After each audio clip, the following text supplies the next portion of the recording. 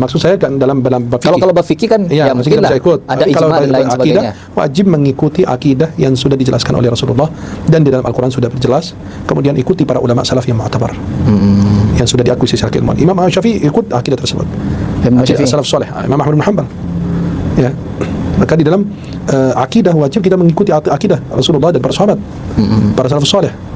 Kita mengikuti Quran Sunnah dengan pemahaman para salaf soleh. Tapi terkadang ada dari mereka yang sudah diakui secara keilmuan. Imam Syafi'i ikut akidah tersebut, akidah salaf soleh. Imam Ahmad bin Hanbal, ya.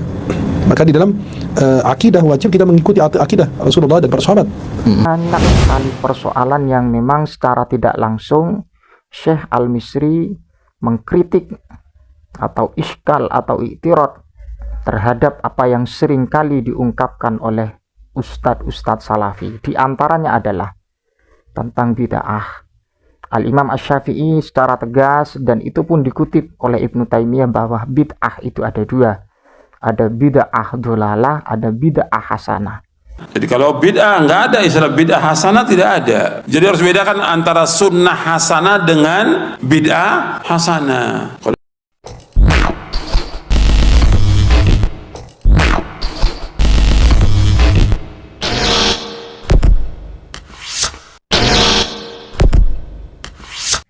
Assalamualaikum warahmatullahi wabarakatuh. Alhamdulillah wassalatu wassalamu ala rasulillah wa ala alihi wa sahbihi wa man walah, amma ba'du. Sahabat yang dimuliakan Allah subhanahu wa ta'ala, mudah-mudahan senantiasa kita diberikan kesehatan oleh Allah, sehat jasmani, sehat rohani, segala urusan kita diberikan kelancaran, amin ya rabbal alamin.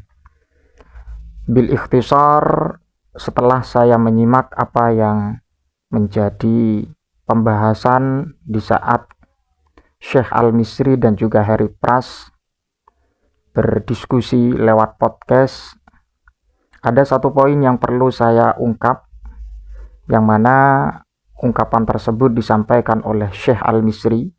Maksud saya kan dalam bab fikih. Kalau bab fikih kan ya mungkin lah ada ijma dan lain sebagainya. Wajib mengikuti akidah yang sudah dijelaskan oleh Rasulullah dan di dalam Al-Quran sudah berjelas.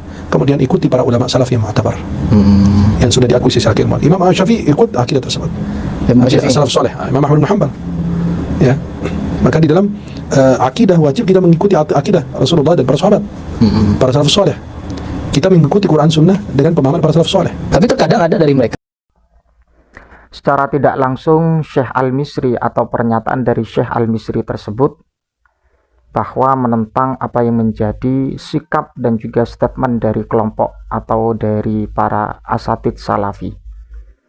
Ungkapan tersebut berupa kita harus mengikuti ulama yang mengikuti manhaj salaf. Di antara ulama yang mengikuti manhaj salaf adalah Al-Imam Asy-Syafi'i. Secara garis besar, poin kita adalah Al-Imam Asy-Syafi'i. Ketika sudah pas untuk kita jadikan rujukan, karena beliau adalah ulama salaf dan juga mengikuti manhaj salaf, mengikuti para sahabat dan juga mengikuti sunnah Rasulullah SAW. Ungkapan tersebut secara tidak langsung ternyata mengkritik apa yang menjadi statement dari kelompok salafi. Apa buktinya? Buktinya saya akan bacakan. Di antara kalau memang kita ingin mengikuti Al-Imam Asy-Syafi'i, yaitu yang berkaitan dengan bid'ah. Kelompok salafi secara tegas mengatakan tidak ada bid'ah hasanah dalam Islam. Jadi kalau bid'ah, nggak ada istilah bid'ah hasanah, tidak ada. Jadi harus bedakan antara sunnah hasanah dengan bid'ah hasanah. Tidak ada bid'ah hasanah dalam agama.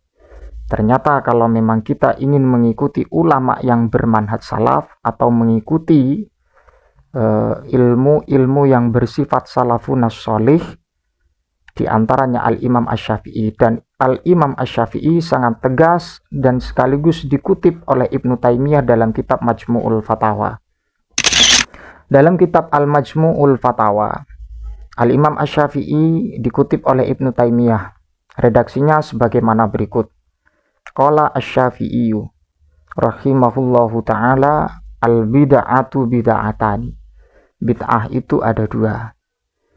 bid'atun khalafat kitaban wa sunnatan wa ijma'an wa atharan an ba'di ashabi Rasulillah sallallahu alaihi wasallam fahadihi bid'atun dolalah.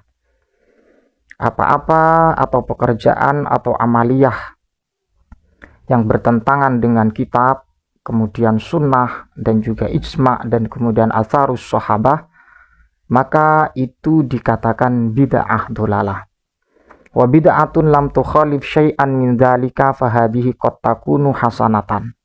Dan adapun amaliyah, pekerjaan atau sesuatu yang tidak menentang atau tidak berselisih dengan Alkitab, sunnah Rasulullah, ijma' dan juga asar ba'dus sahabah, tidak bertentangan, maka itu dianggap bid'ah hasanah. Jadi kita tahu apa yang menjadi podcast tersebut antara Syekh Al-Misri dan kemudian Harry Pras.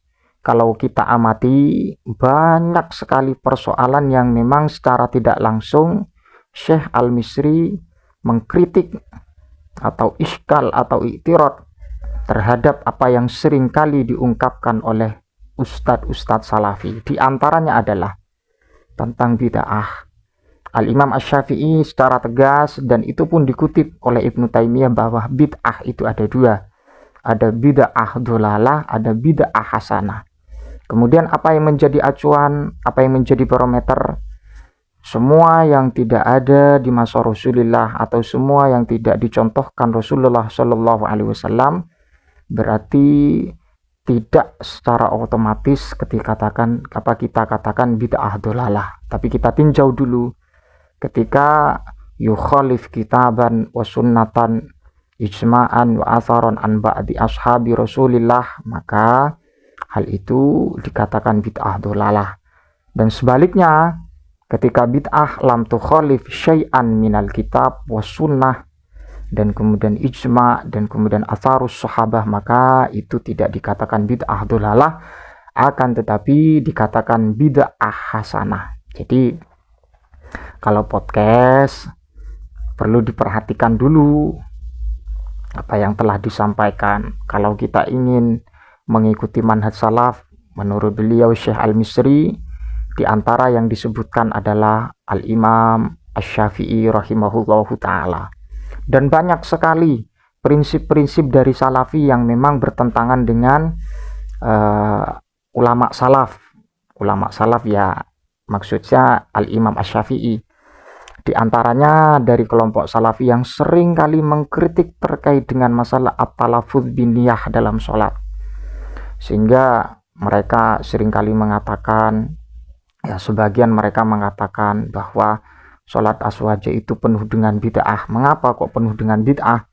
Karena diawali dengan usolli. Padahal usolli itu kalau kita melirik atau melihat pendapat dari Imamuna Asy-Syafi'i bahwa at-talaffuz binniyah itu hukumnya sunnah, dikarenakan liusa'ida al-lisanu al-qalba, agar bisa membantu lisan tersebut terhadap hati yang untuk melakukan niat. Jadi seperti itu. Ini 2 poin banyak yang tentunya kalau memang kita ingin mengikuti ulama salaf.